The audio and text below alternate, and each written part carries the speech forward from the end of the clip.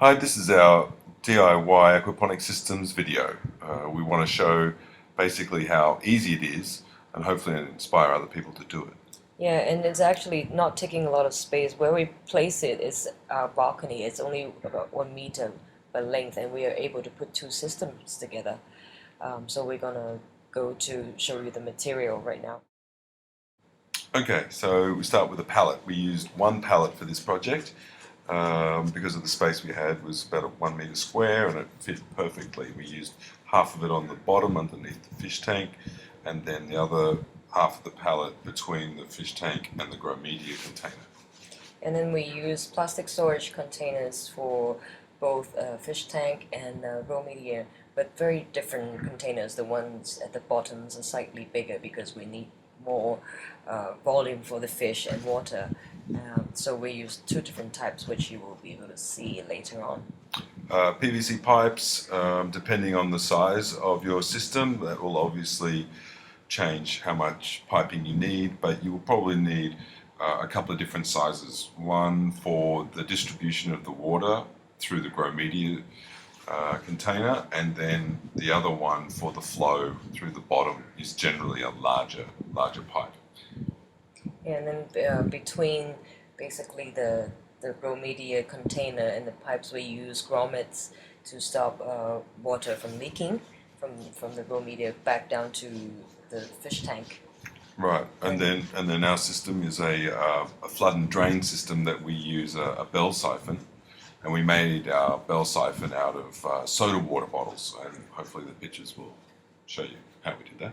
Yeah, basically I use a wider 1.5 liter as the bell siphon, and then I use a 2 liter but it's slightly thinner bottle as the standpipe, which you will see later on. And as far as grow media grow, we use the lightest material that we can find, which is called the hydrotons, and some people call them clay pellets. They are the lightest. Hmm. Yep, and it just makes sense, especially in a urban environment, to use something that's practical that you can move up and down through the house. Yeah, and they don't change the The material, the pH in the pH, water. nothing at all, and it's just great. And then so not the ordinary things that you need for having an aquarium, water pump, Air pump and then fish. and the fish, yep, and they were all bought at the same place. Yep. So I hope you enjoyed the rest of the video, and I hope our explanations are reasonably clear. Here comes the procedure. Okay, so this is the pallet that we cut, put on the ground.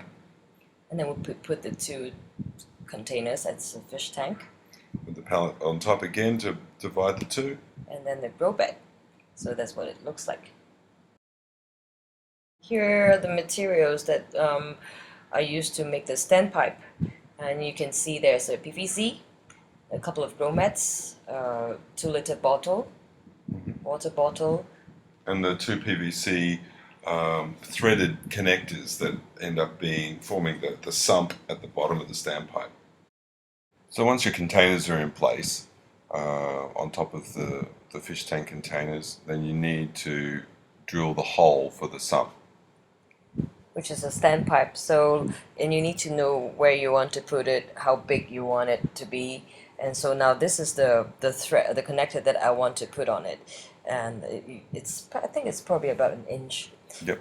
And then so I drew a hole on the top, and then getting ready to take it to drill. Just basically drill through it. It's a very easy job.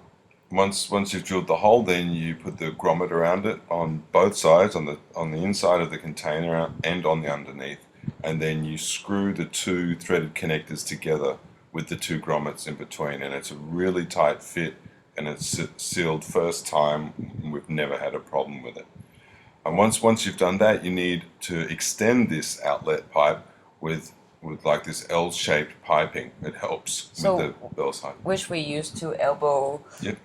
elbow connectors, and then just two different lengths of PVCs. And this PVC, it's supposed to be able to deal with water pressure. Yeah, it's specifically for water use. There are other kinds of PVC out there for electrical uses and things like that, but this one was for water. Yep. So now this is the bell siphon. There are many ways of doing it. Scott's top is basically using all PVC pipings, Yep. and I decided to use Lazy Man choice, which is pretty much just soda water bottles. And you're looking at the Sprite bottle right now. I basically cut out the bottom bit of it, the round bit, and then turn the bottle upside down, keep the cap, and you can see at the edges that I've cut out like some V-shaped openings. So that's basically for the water to go through Yep. when the siphon is triggering. Now I'm working on the standpipe, which works with the bell siphon. The siphon that you saw just now is supposed to be outside of this standpipe here. And in order to fit the PVC pipe that I've got, Scott gave me a really good idea that to strip out the thread from that other bottle that I have, the 2 liter bottle that's slightly thinner. And just all I needed to do is basically use a paper cutter to cut out the first round of the thread, and it fits perfectly. It's a really, really tight fit. Yep. It's good. Which we'll show you in the next picture.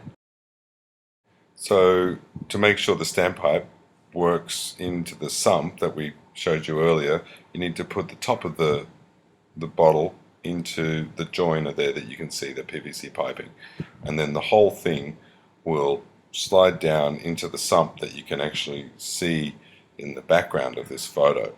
So it's all sealed, tight, and standing upright. Now the standpipe is done, it's fit into place, and getting ready to put the bell siphon over it. So now you can kind of see the bigger picture of what we were trying to do just now.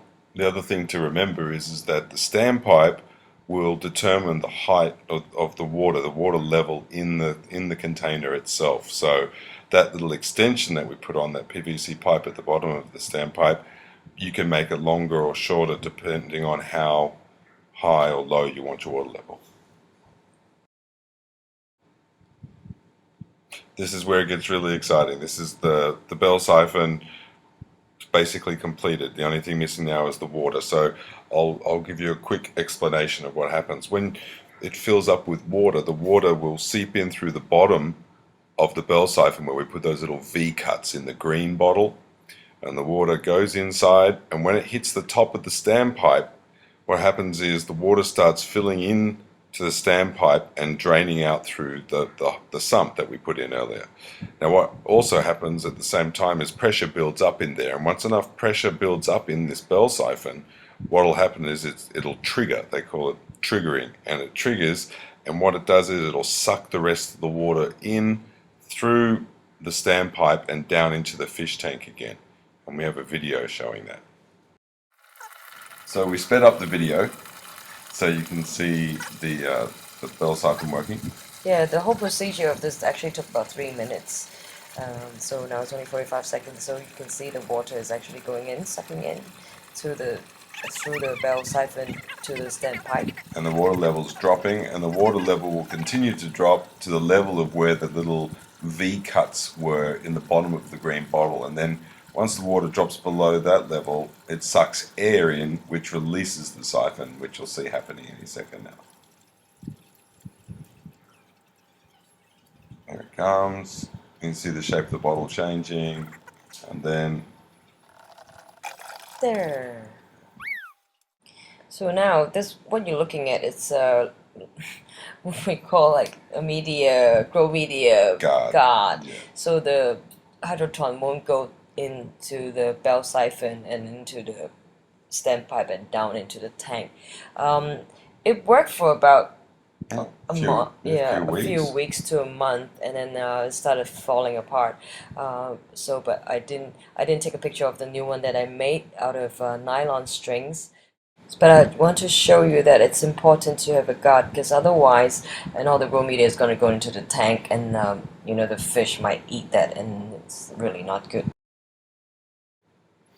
Right, so now we're looking at a photo of us constructing the filling pipes. So this is the PVC that we've cut to size and joined with elbow joints to fit around the perimeter of our grow bed.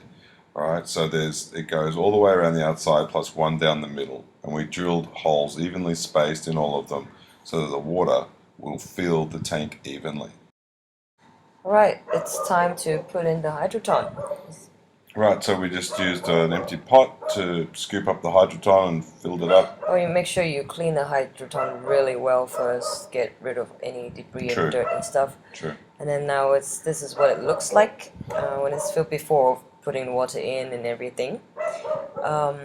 Just in case, because the hydroton is going to push everything up while the water is filling up, including the guard. So I decided to use a sack of gravel with some weight on top of it.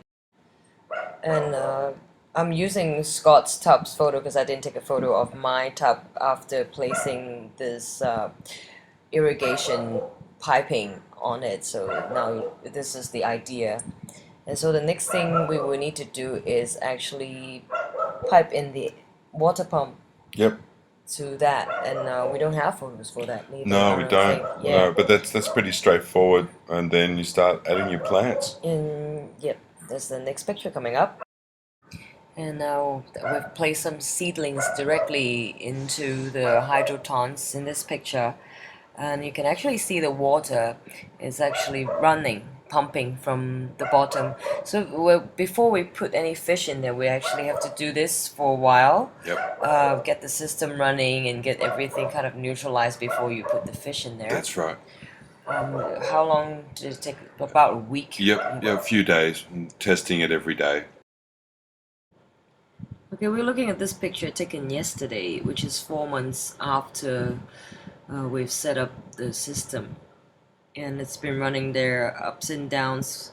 We've done trial and errors, and we saw the plants going happy one day and not quite happy the next day. This tub here in particular, it's got 6 goldfish, where Scott's tub's got 7 goldfish. The fish been fine so far.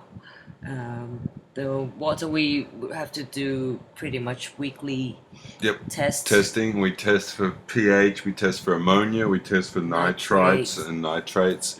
And you just have to do a little bit of research about that to work out what the balance should be. Yeah, you have to be pretty conscious of that kind of thing. Just keep an eye on it, keep an eye on the fish and how they're looking, the color of the water, all that kind of stuff. But basically, once it gets up and running, it becomes pretty... Yeah, you don't have to do anything. Oh, by the way, we have timer. We use a timer to do this flood and drain system. So we set it for every hour cycle. So the pump will be pumping water for 15 minutes every hour and rest for 45 minutes.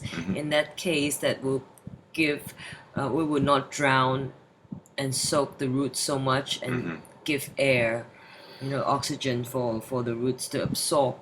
And it's really effective. You can see what we're growing here now: mint, basil, tomato, marjoram, lettuce, cilantro. All those small seedlings that you're looking at actually started from seeds. We just chuck the seeds in little cups and put the cups in there. And so far it's really working. It's a lot of trial and error. Everybody have a different system, different size, and grow as many as you can. I think perennials, herbs are best for it. Some people actually grow beetroots and potatoes and carrots in there, and from YouTube you can see a lot of information. Yeah, there's lots out there, lots of info out there.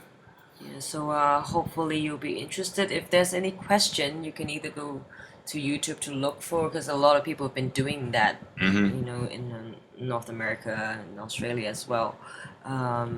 Can always contact us as well. I hope this video is helpful. Get you interested into doing aquaponics. It's seriously a lot of fun. A lot of fun. You don't have to water it at all. Yeah. It's just cycling water. So once in a while, you just need to add a little bit water into the fish tank. And that's all you need to do. And feed your fish, obviously. That's right. Don't forget the fishies. Yeah. Okay, thank you for watching.